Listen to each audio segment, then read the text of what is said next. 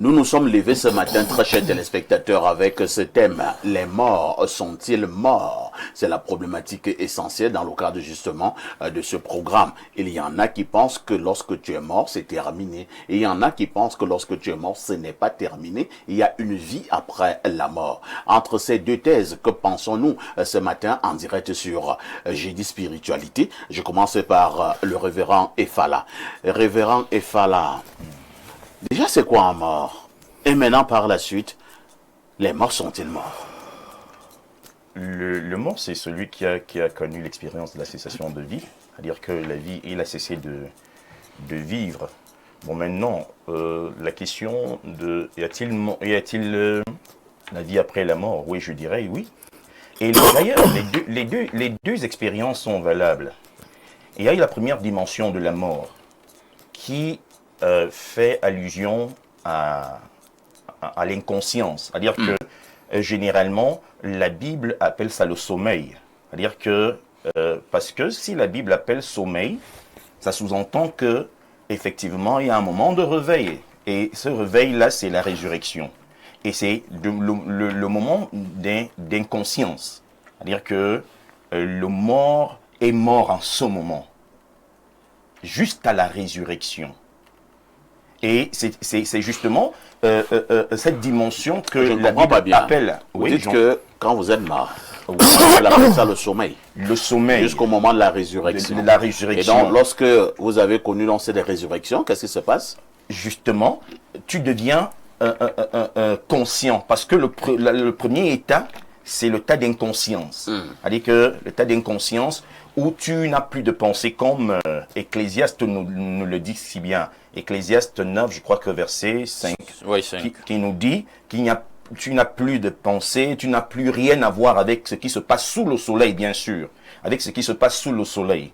Donc, en ce moment, c'est coupé totalement, tu es en état d'inconscience. Maintenant, quand la seconde dimension vient, qui est la dimension de la résurrection, tu deviens un ressuscité conscient. Nous pouvons voir plusieurs versets, des gens qui étaient de l'autre côté, qui connaissaient les réalités qu'ils ont subies sur terre. Par exemple, à Apocalypse, on nous dit que les saints sont en train de crier jugement de ce qu'ils ont vécu sur la terre. En ce moment, c'est des saints qui ont connu la résurrection. Donc, les deux expériences, c'est-à-dire qu'il y a eu la première dimension de la mort, si je peux dire, la mort, celui qui est dans un état inconscient, qui est dans un sommeil. Et effectivement, parlant du sommeil, la Bible a maintes reprises, dans Luc, dans Matthieu 11, je crois Matthieu 11, concernant Lazare, la Bible dit clairement que Jésus dit, Lazare dort. Et les disciples lui disent que, mais si Lazare dort, comment voudrais-tu que nous retournions en Judée? Et pourtant, il y a quelques jours qu'on a failli te tuer. Il était obligé de leur dire, Lazare est mort. Mais pourquoi il emploie le langage mort? Dort. Parce que qui dort est censé se réveiller. Et c'est ce réveil qui est assimilé à la résurrection. En fait, c'est la résurrection, en fait. Et pendant qu'il est dans ce sommeil, il est dans un état d'inconscience, jusqu'à la résurrection. Très bien. Cheikh Ali, fait précéder d'imam, dit la religion musulmane au sujet des morts. Les morts sont-ils morts? Au regard des enseignements coraniques et des hadiths du prophète Mohammed sallallahu alayhi wa sallam, la mort déjà c'est la séparation entre le corps physique et l'âme. C'est la définition de la mort. Alors tout à l'heure on parlait de mort clinique. Lorsque l'âme se sépare du corps, ça c'est la mort clinique, mort définitive. Maintenant, est-ce que l'âme meurt? Parce que c'est le corps physique en fait qui meurt, mais l'âme ne meurt pas, puisque l'âme sort. Et dans la sourate 6, verset 61 à 62, je peux lire rapidement, Allah subhanahu wa ta'ala dit et il est le donateur suprême au-dessus de ses serviteurs et il envoie sur vous des gardiens. Et lorsque la mort atteint l'un de vous, nos messagers, les anges, enlèvent son âme sans aucune gêne. C'est-à-dire que lorsque, au moment de la mort, Allah envoie l'ange récupérer l'âme de celui qui va mourir. Et ici, l'islam nous enseigne qu'il y a deux situations. C'est-à-dire la situation de celui qui est mort mécréant dans l'insouciance, dans la désobéissance, et la situation de celui qui est mort dans l'obéissance. Lorsque l'ange vient récupérer l'âme de celui qui est mort dans l'obéissance à son Seigneur, les anges descendent entre le ciel et la terre récupérer son âme. Et ils disent, quelle est cette bonne âme? Quelle est cette bonne âme qui sent une bonne odeur? L'ange monte avec l'âme de celui-là vers les cieux. Dieu dit, mentionner son nom à Eliyoun. Eliyoun, c'est le livre des gens qui vont aller au paradis.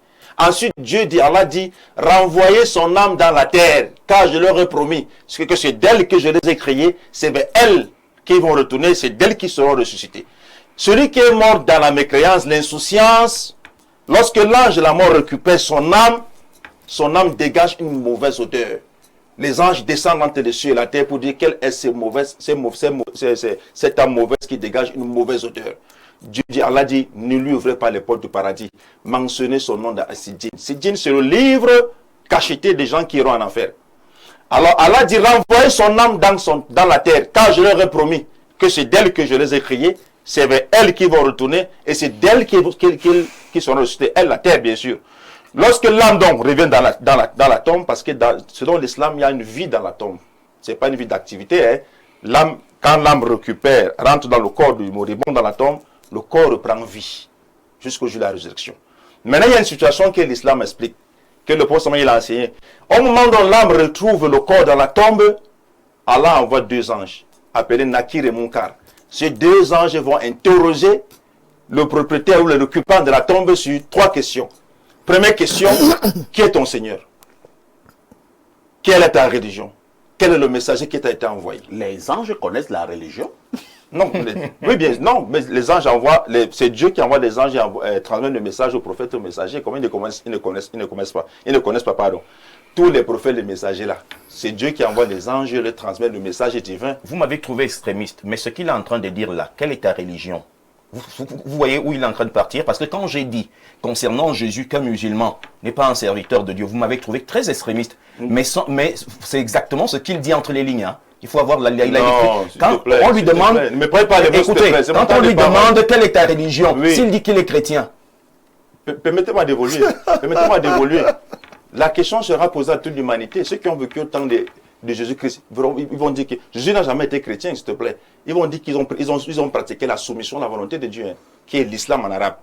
On va chuter. Quand on va leur demander quel est le message qui vous a été envoyé, ils vont dire que c'est Jésus. Ceux de l'époque, ainsi de suite. Chacun selon son époque va dire, moi c'est Moïse qui m'a été envoyé, l'autre dira c'est Abraham. En ce qui nous concerne, on va dire c'est le prophète Mohammed. Sallallahu alayhi wa sallam. C'est ce que et si cet homme venait à dire c'est Jésus, il faut la preuve.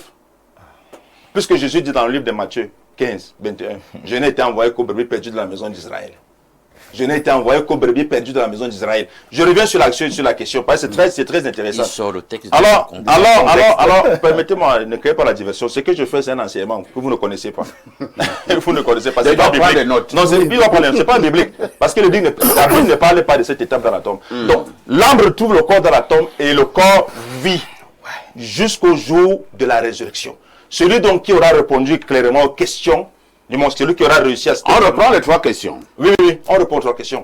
Oui, bien sûr. La première. On reprend les 3 questions, pardon. La première, qui est ton Seigneur? Oui, la deuxième. La deuxième, quelle est ta religion? La troisième. La troisième, quel est le messager qui t'a été envoyé? Voilà les 3 questions. Celui donc qui répond, qui réussit à ces questions-là, Allah va ouvrir et élargir sa tombe à perte de vue et il va mettre une lumière dans sa tombe. Il va commencer à bénéficier des jouissances du paradis. Par contre, celui qui va mal répondre, qui va échouer à cet examen-là, Allah va rendre sa tombe. Et la résurrection, c'est avec le corps, non? Bien sûr, je suis intervenu. Puisque l'âme donne vie au corps. C'est ça que je voulais savoir. Quand quelqu'un meurt, c'est l'âme qui sort. On renvoie son âme dans son corps, dans la tombe. L'âme donne la vie au corps. Donc quand il y a résurrection, c'est le corps qui ressuscite. Bien sûr. On va revenir dans les détails. Nous passons la parole au Mbombok sur ce plateau. Mbombok, vous qui êtes les gardiens de la tradition, quel est le regard que vous avez des morts?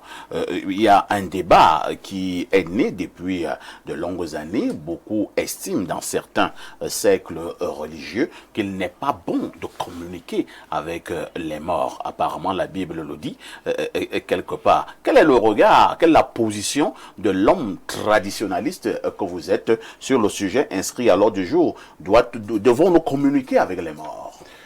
Oui, papa, ici, je veux dire d'abord, en entame de ce que j'entends, le pasteur et l'imam, c'est ces écrits imposés qui étourdit l'homme que vous êtes. Ah bon? Et moi. Je me réjouis. Parce que quand eux deux, ils parlent, lui il parle de Mohamed, lui il parle de Jésus. Avant eux, il y avait qui? Il y avait des gens. Eux, ils seront où? À vous, la réponse. Ceux qui n'ont pas connu ni Jésus, ni Mohamed. On peut répondre à la question. Non, vous pouvez pas monter à la parole. Non, permettons Bombok de parler. On ne coupe pas bonbon chez nous. Voilà. Ça, c'est interdit. Je vous le mets aussi. Je suis pasteur. Non, pasteur, écoutez bien. Vous êtes pasteur. Si on parle De de l'ordre l'ordre de de pasteur, pasteur, vous êtes là, on n'est pas là. C'est à la pour dire chefferie du Bombok. on n'est pas dans la chefferie du Mbombok. Non, permettez. Merci. Permettez. Le Mbombo a dit Vous êtes qu'on ne à la- coupe pas à la- Mbombo. à la télévision. Oui, vous êtes à la chefferie du Mbombo. Vous êtes à la chefferie de qui ici? Permettez, je suis invité et laissez-moi chuter. Allez-y, Bombok. Je vais enseigner, comme là, c'est bien dit Cheikh, quelque chose de très important. Prenez une graine de maïs. Quand on le sème, cette graine meurt-il? Vous pouvez vous alarmer. Que mon champ, il n'y a rien qui pousse, vous versez même les herbicides. Mais quelques jours après, il y a les bourgeons qui ressortent et vous allez récolter. Telle est la vie humaine. Il a assez bien dit. Il a pris l'exemple de Lazare, où il pioche et il jette lui seul. Si Jésus est parti voir Lazare, c'est parce que on lui a dit que Lazare est mort. Mais il a dit d'abord la première des paroles. Donc cela veut dire que Jésus s'est contredit. Parce que quand il dit il dort et il redit aux gens il est mort, cela veut dire que le Seigneur peut se tromper. Et pourtant, j'ai tout expliqué ici. Non, Pourquoi permettez pas, Jésus disait parce que il dort. c'est comme ça que vous faites à l'église, que vous ne parvenez Ouais. pas à écouter. Vous êtes comme cet Mais homme vous de voulez Dieu me qui a parler donné quelque chose que je n'ai pas dit. Non, que vous avez dit, il a repris lui-même, que là, je vous dis la vérité. Permettez quand même, je chute et vous allez corriger. Allez-y, Bombok. Alors, je l'insiste, on doit parler aux morts. Pourquoi? Parce que dans d'autres cultures, comme vous avez si bien dit ailleurs, il y a quelqu'un qui a dit sur le plateau que visiter les divinités n'est pas bien.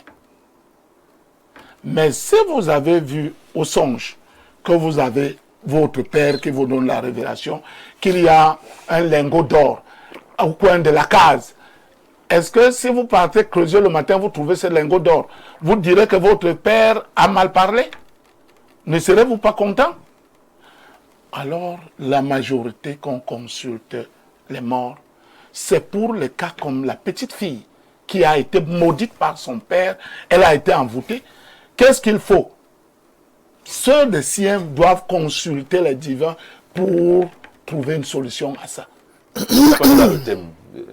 Permettez, vous avez dit les morts sont-ils morts? Je vous dis non. C'est son temps de parole. hein. Même si je divague, c'est mon temps quand même. Chef. Alors les morts ne sont pas morts parce que je vous ai pris un exemple de l'épi de la graine de maïs. Si vous dites comme ça, d'où viendra-t-il qu'il y aura résurrection après? Alors, vous là-bas, dans le cadre de votre travail, il vous arrive de communiquer avec les Oui. morts? Comment savoir que... On les invoque pour soumettre un problème. Et vous répondre. Oui. Puisqu'on doit convoquer, ce n'est pas eux, ils ne se lèvent pas pour venir. Cela vous dire. signifie que vous êtes contre la Bible. Pourquoi? La Bible dit que c'est pas bien de communiquer avec les morts. C'est les hommes qui ont écrit cette Bible. Donc vous mettez la Bible en doute. Il y a beaucoup de passages qui se contredisent dans la Bible, oui ou non? Parfait. Merci, Bombok. Tot, où est-ce que vous situez dans ce débat d'une profondeur à nul autre pareil? Déjà, il faut présenter les limites philosophiques et spirituelles de la culture sémite. Quand je dis la culture sémite, c'est les Arabes, et les Hébreux, les Juifs. Là. Ils ne connaissent pas les mystères. Ah bon? Oui, les gens qui ont écrit le livre-là. En fait, ceux qui ont écrit ce livre se sont inspirés des textes africains. Donc, notamment les textes des pyramides, les textes des sarcophages, le livre de sortie à la lumière, qu'on appelle le livre des morts des ancêtres égyptiens. Les Juifs, les Hébreux et les Arabes ne connaissent pas les mystères de la résurrection. Chez eux, la seule réalité c'est-à-dire concrète, pour eux, c'est le corps. C'est pour ça qu'ils ne peuvent pas concevoir une résurrection sans corps. Et c'est la question que j'ai posée à Cheikh Ali, c'est le même phénomène qu'on retrouve dans la Bible. Les Hébreux dans l'Ancien Testament ne connaissent pas la résurrection. C'est dans le Nouveau Testament qu'ils introduisent la résurrection parce qu'avec la culture égyptienne et tout ça. Chez eux, ils disent, calme-toi, les Sadducéens et les pharisiens qui racontaient les histoires les pharisiens croyaient à la résurrection. Dans quel texte de l'Ancien Testament on parle de résurrection? Montre-moi un texte de l'Ancien Testament où on parle de résurrection. Il n'y a pas. Ça n'existe pas. Vous parlez de vous êtes en l'air, vous faites comme si c'est seulement vous qui lisez la Bible. Ça fait 5 ans d'études sur les textes sacrés. Je ne suis pas à votre niveau. Donc, j'étais en train de dire ceci. Je dis, sur le plan technique, je suis qualifié académiquement parlant. Je n'ai pas fait les écoles de pastorale. Je suis technicien dans le domaine, donc je parle avec l'autorité. Donc, j'étais en train de dire que rien de la Bible. Dans l'Ancien Testament, il n'y a aucun passage, je mets tous les gens qui nous écoutent là, il n'y a aucun passage dans l'Ancien Testament qui parle de résurrection. La Bible sont tout. Donc, tu fais une focalisation quand tu vois chez eux, c'est que tu es poussière, tu retourneras poussière. Point barre. Ils ne connaissent pas la résurrection. La résurrection, d'ailleurs, ce n'est pas vrai. La résurrection,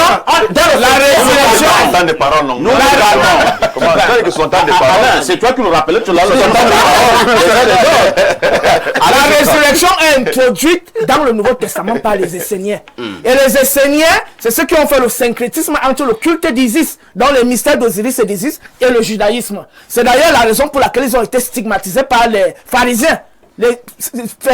Quand tu entends le combat entre les chrétiens et les machins, c'est tout le combat entre les Esséniens et les pharisiens. Donc, les Sadducéens. C'est pas qu'est-ce qui arrive à ça, tu auras ton temps de parler. Qu'est-ce qui t'arrive?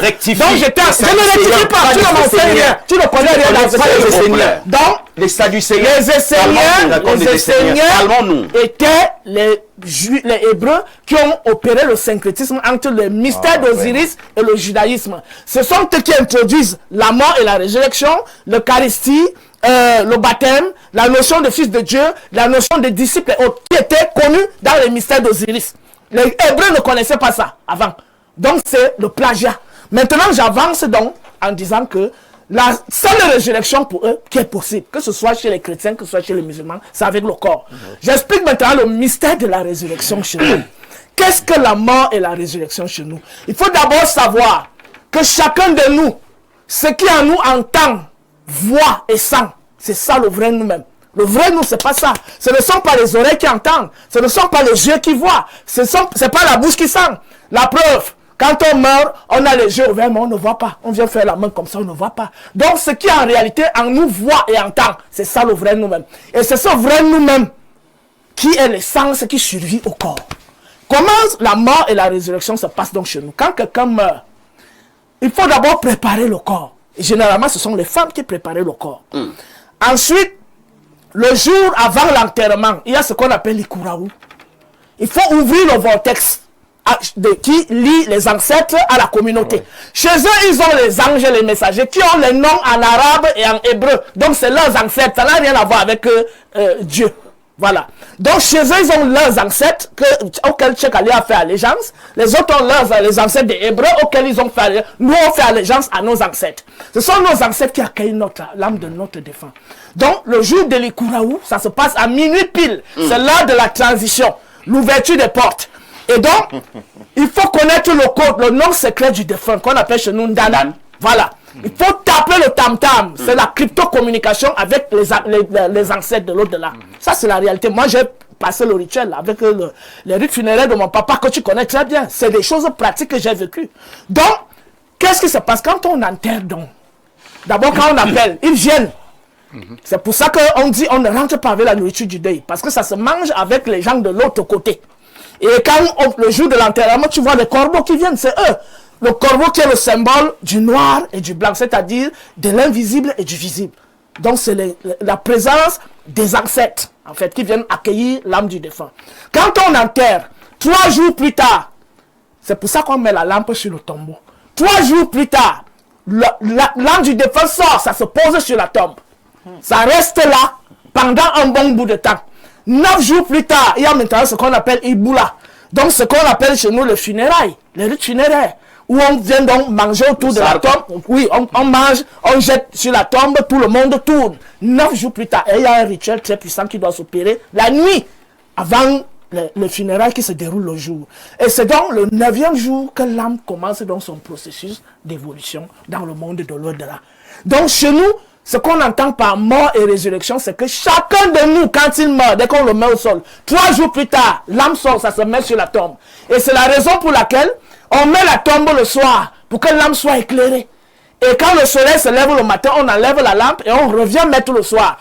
Jusqu'à ce que le 9e jour, quand l'âme prend donc sa marche vers l'au-delà, on termine le rituel et on garde le contact avec notre défunt parce qu'il est vivant dans l'autre plan. Nous sommes vivants dans ce plan-ci. Il faut garder le contact et c'est sur la base de ça que les guérisons, les révélations sur ce qui, les événements futurs, il y aura il y aura ceci, telle personne fait du mal, on vient nous révéler ça.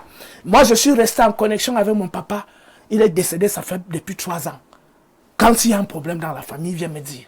Quand je cours un danger, il vient me dire. Ah bon? Moi, j'ai mon ange gardien qui est mon père. Voilà. J'ai porté la peau de panthère le jour-là. J'ai fait ce qu'on appelle, que les pharaons appellent le Hebset. C'est la pratique là. Oui, le Hebset. Ça dit, j'ai parcouru tout le village avec la peau de panthère. Devant toute la communauté. Merci, voilà. Toto. On passe la parole à Alain Douk. Alain Douk, les morts sont-ils morts? Pouvons-nous causer avec les morts? Si jamais nous dialoguons ou alors nous sommes en communication avec des morts, y a-t-il un danger ou alors c'est plutôt une bonne chose? Je veux saluer le fait que tu aies choisi ce sujet et je tiens à te dire que à peine 50 minutes d'échange sur le sujet ne permettent pas de l'évacuer. Mais déjà, merci. J'espère qu'il y aura des actes 1, 2, 3 ou 4 de cette émission. Vous voulez soutenir une thèse? Non. Ah, d'accord. Pour qu'on rentre en profondeur et qu'on ait assez de temps pour récuser, même philosophiquement, philologiquement, les impostures. Alors, déjà, il y a, pour l'argument qui a été donné, selon lequel, dans l'Ancien Testament, on ne parle pas de résurrection, ce qui n'est pas vrai.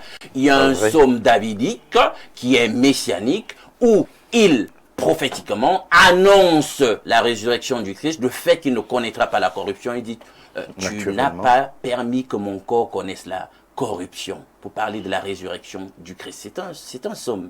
Donc on parle déjà de la résurrection dans le Premier Testament. Les psaumes sont écrits à quelle date période? Tu connais la date de résurrection? C'est mon temps de parole. L'enjeu c'était, est-ce qu'on parle donne-moi la date de rédaction de psaume. C'est là où je te piège.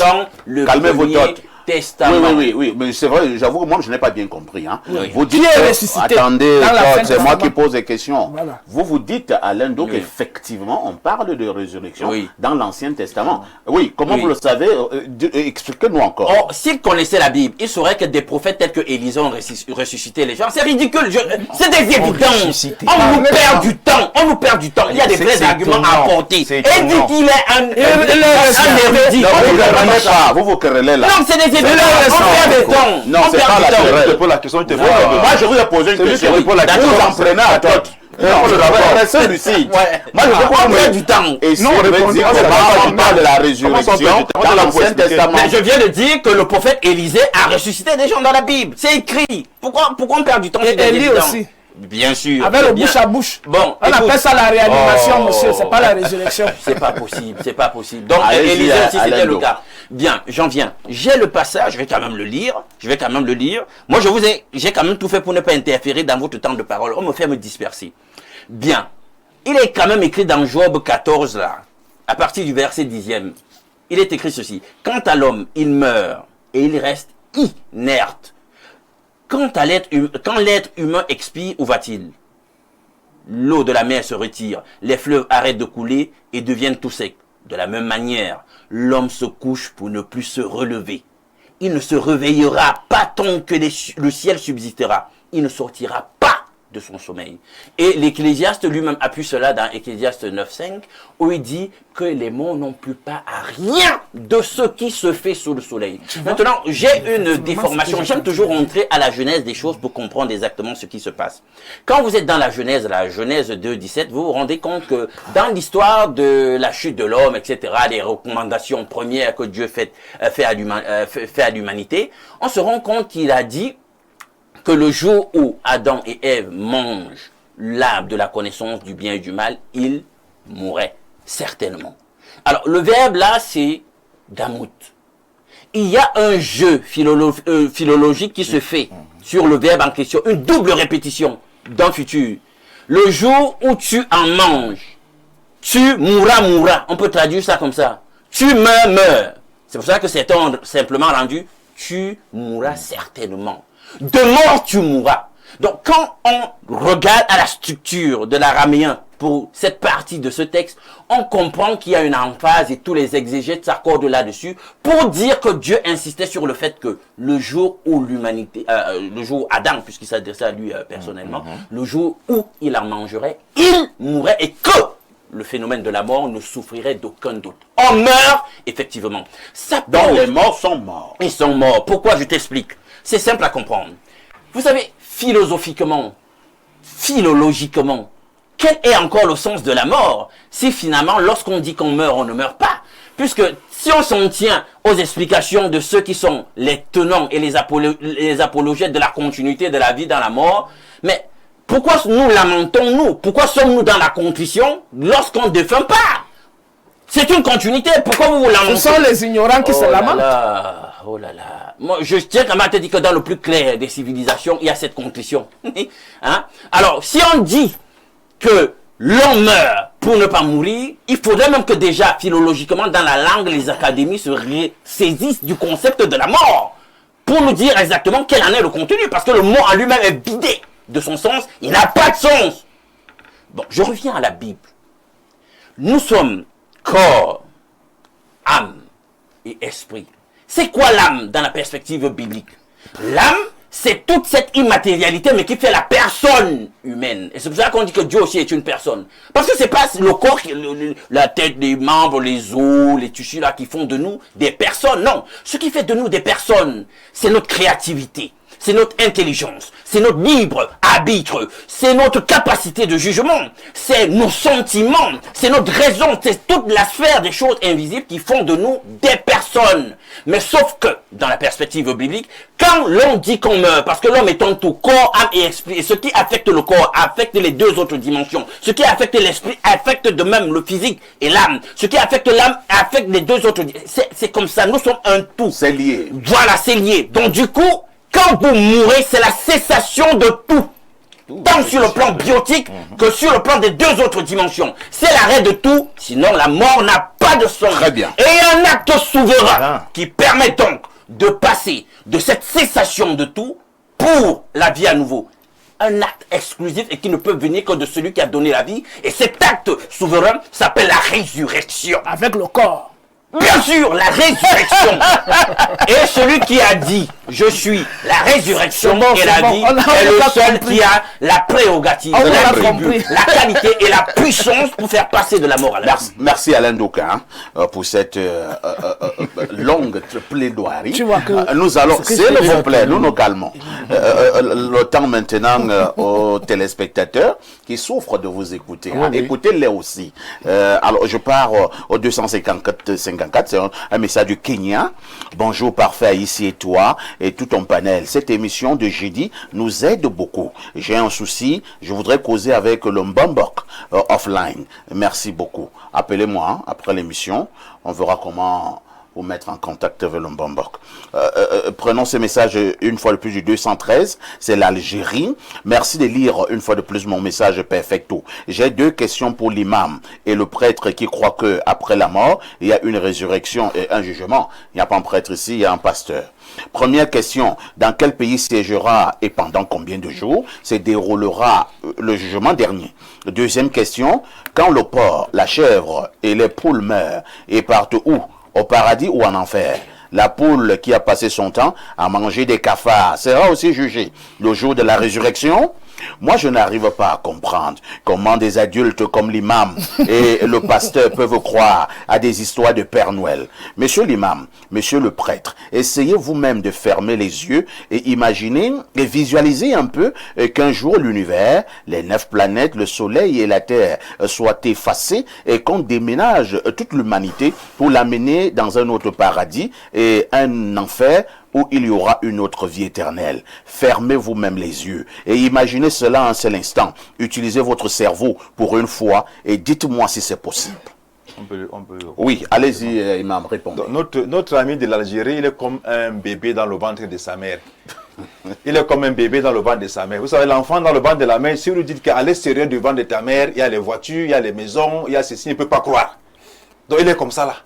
Il est limité par sa petite compréhension philosophique de la vie. Nous, on est limité par la révélation. Il faut qu'il comprenne ça. Qu'après la vie sur terre, il y a la vie dans l'au-delà. Très bien. Donc, quand il sortira du ventre de sa mère, il va comprendre ces choses. Bonjour Espace Miné, bonne thématique. Docteur Tot, bonjour. Tot est égyptologue et croit en l'égyptologie.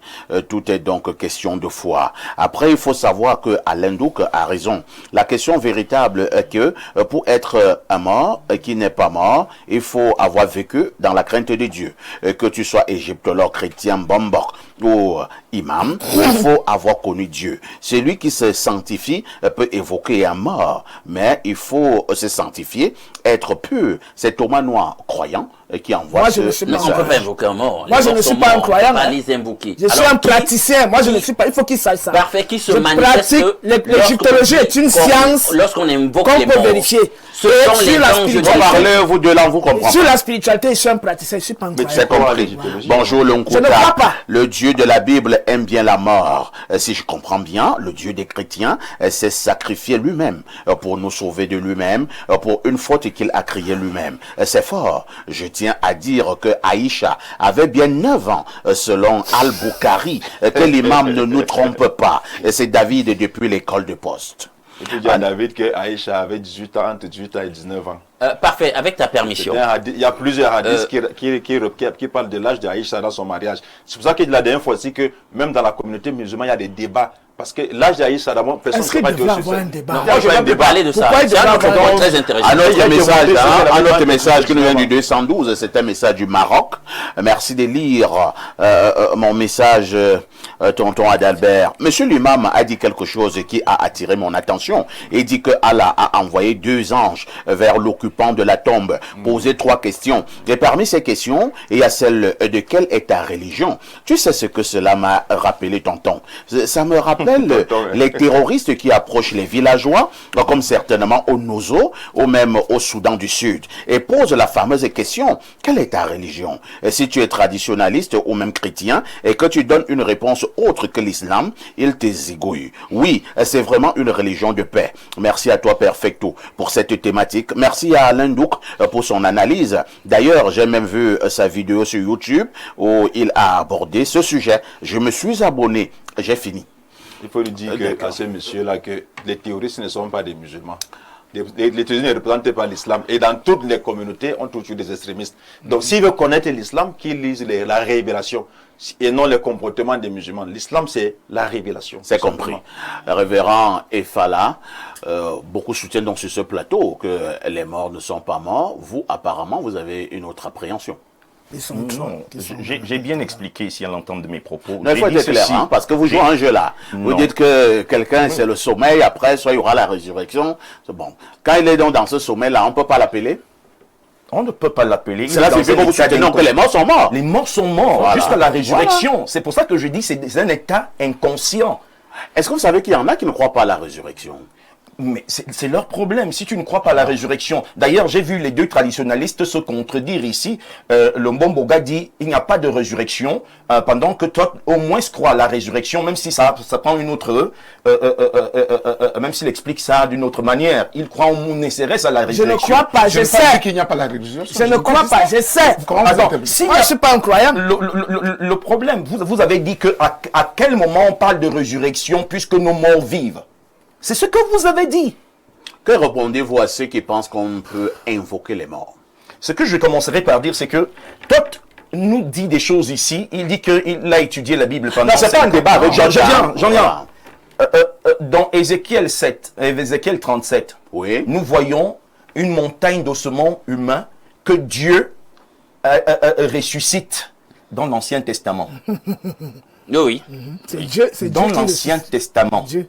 Il Vision déclare, il dit au vision prophète, prophétique, déclare mais des paroles, c'est oui. Dieu. Oui. Il donne, c'est-à-dire que quand on te mandate, c'est celui qui t'a mandaté. Maintenant, vous pouvez répondre à ma question. Donc, ce que toi tu es en train de dire, qu'il n'y a pas de résurrection dans l'Ancien Testament, et je voulais dire, c'est des Sadducéens qui ne croyaient pas à la résurrection. Les pharisiens croyaient à la résurrection. D'ailleurs, c'était la polémique qui les divisait. Donc, ce que toi vient nous dire, je ne comprends pas. Moi, je vais dire ceci. Que répondez-vous à celui je pense à notre manière. Que répondez-vous à celui qui va au village parce qu'il a des problèmes, il va à la tombe de son papa ou bien de sa mère ou bien de sa tante ou que sais-je encore et il parle. Vous pensez que c'est un fou ou alors il peut le faire et il peut avoir un résultat? Je pense simplement que c'est quelqu'un qui est ignorant. Ah bon? Pas du tout, Oui. pas du tout. Pourquoi? Je ne vais pas convoquer la Bible parce qu'ils vont me dire que c'est la Bible. Mais je vais dire ceci. Si son parent était assez fort, était assez puissant, il ne serait pas mort. Et Jésus, Alors s'il est mort et que il espère en la résurrection Mais de Jésus Christ, lui-même est mort. Jésus-Christ est mort. Pourquoi? il a est ressuscité. il est là. Et il a ressuscité. Il est où? Il est là, a montre-nous ressuscité. Jésus là. Il est où? Il est là où? Montre-nous Jésus là. Il est là devant toi. Jésus est monté au ciel avec son corps. Le bon te demande de saluer. Salut Jésus là. Salut-le, que je le voie aussi. Oh là là.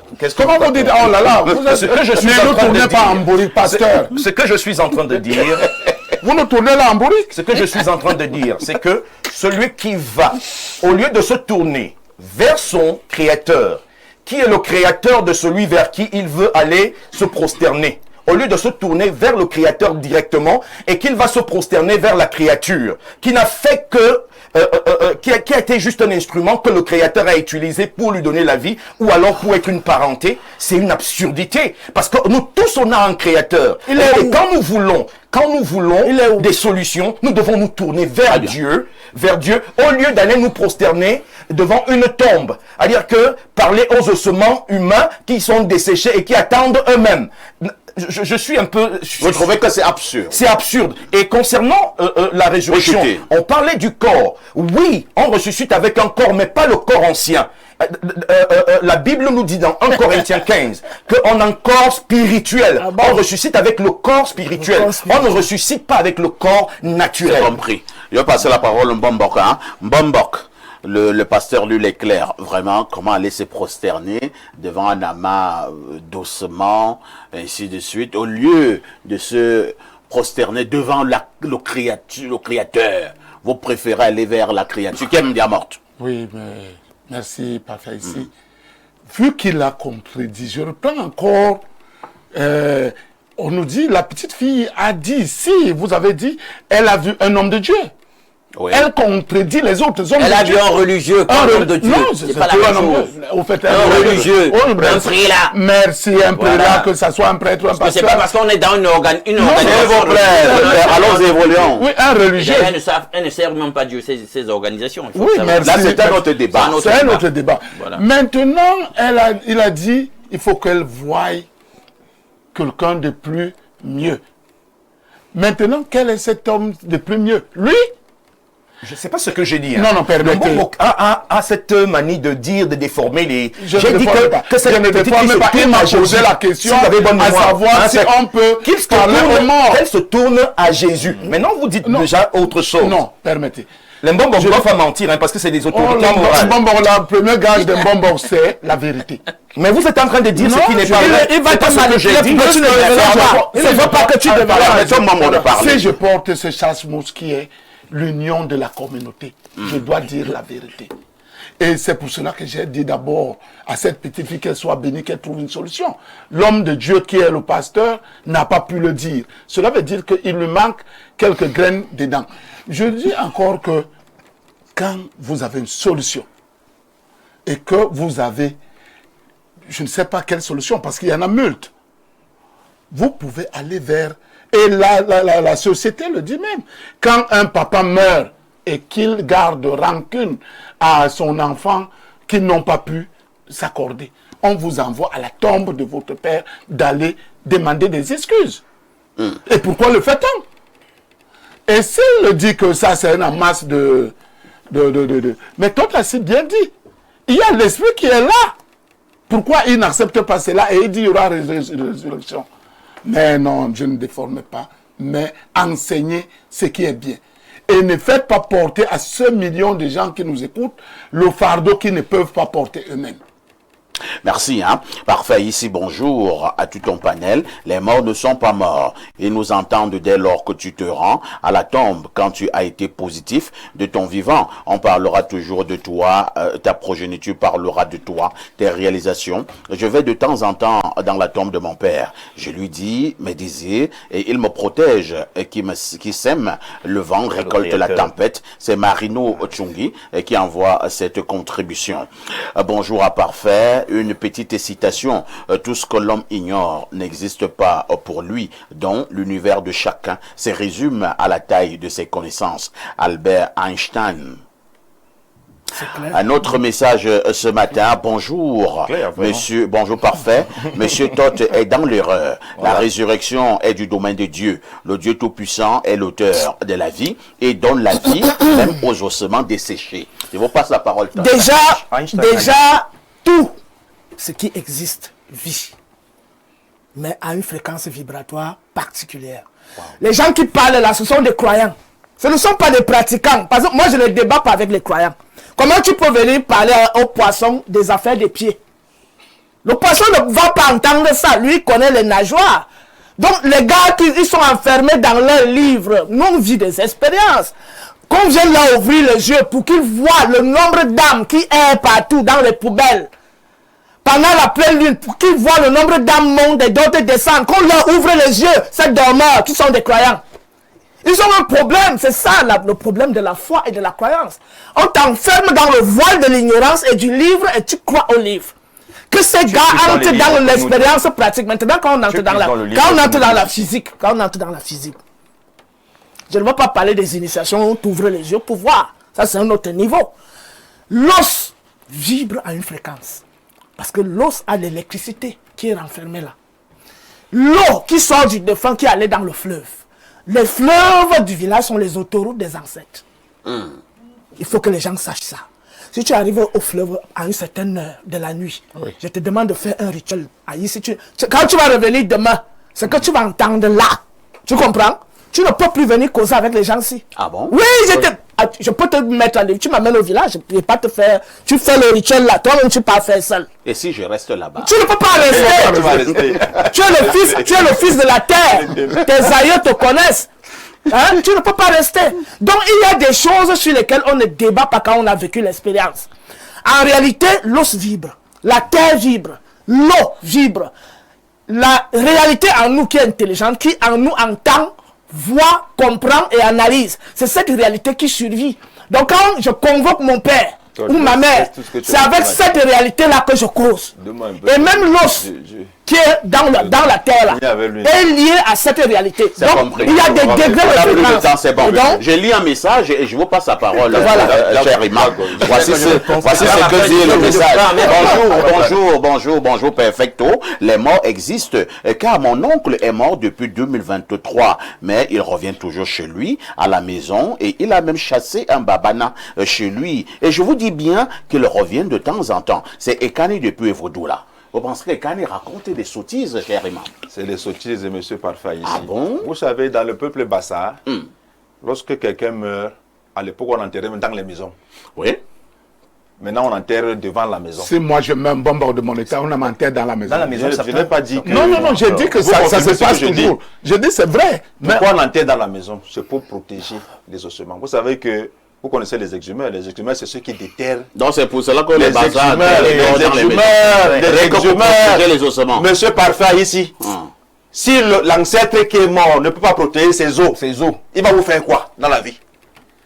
Quelqu'un va à un cimetière, il creuse une tombe toute la nuit, il prend les connais combien de personnes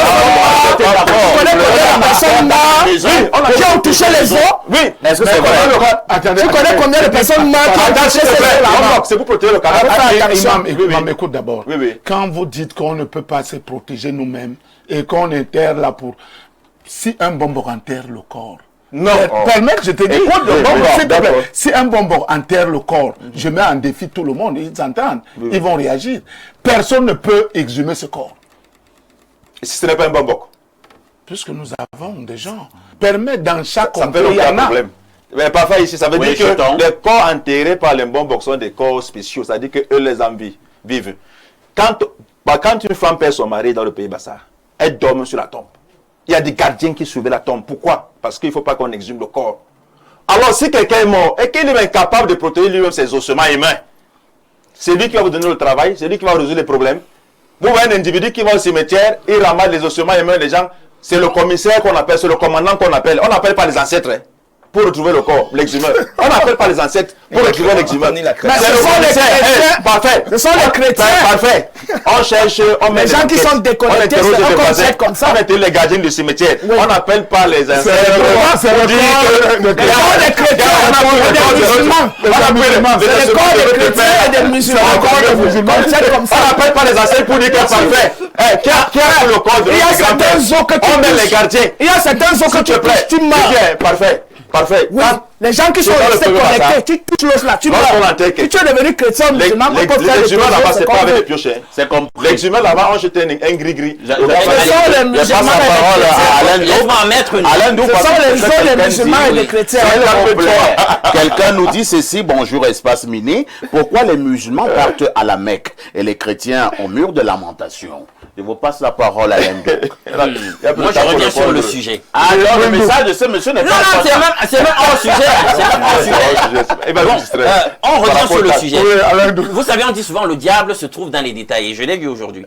Les gens n'ont pas fait attention à ce détail dans un des propos, une des interventions de Todd. Quand elle a parlé du corbeau dans un certain rituel, et il est revenu sur le noir, pelage partie blanche. du corbeau noir-blanc. Exactement, comme le plancher en dame Oui, de oui. tout temple maçonnique. Daniel. Noir-blanc. Cette réalité nous enseigne quoi, en fait? Qu'il y a le règne de la lumière, hein, Dieu qui est lumière et les anges loyalistes, et puis il y a l'autre qui s'est rebellé avec la cohorte de ceux qui Ça, l'ont c'est suivi. faux. C'est les ténèbres. Parce que la lumière sort des ténèbres. Parole, je sors La par là. lumière, au Je sors commencement, par là. Toi, s'il te machin, plaît, s'il te que plaît, la je sors lumière par là. soit. Je sors par La là. lumière Je sort peux des dire ténèbres. ceci. Monsieur, Ce n'est pas parce la que lumière vous sort faites- des ténèbres. Ce n'est pas parce que vous faites des expériences avec des entités que ce sont des entités. J'ai dit de la lumière sort des Les ténèbres. apparitions des défunts et tout, il y a une cohorte La de lumière, des anges la des lumière cieux sort des qui ténèbres. administre cette économie de la post-vie, de la vie après la Il mort. dit que la lumière sort et la lumière que vous fuit. entrez en contact. C'est des esprits séducteurs lumière n'est pas qui éternelle. passent le temps à vous maintenir dans cette économie de La lumière n'est pas pour éternelle. vous mettre, en tout cas, pour donner matière à croire que ce que leur maître a dit depuis le début, ce que Dieu a dit que si vous mangez, vous mourrez. Vous ne mourrez Il pas. dit que la Il a lumière dédié soit cette et la parole lumière fut. dès le Donc la début. lumière sort des Donc, ténèbres. il y a eu l'ingénierie pour Voilà. donner créance à ce qui a été dit depuis le départ. Faire croire aux hommes que lorsqu'on meurt, on ne meurt pas. On ne Les meurt amis, pas. On meurt On ne meurt pas. effectivement. Je cause Vous avec- entrez en avec les communion miens.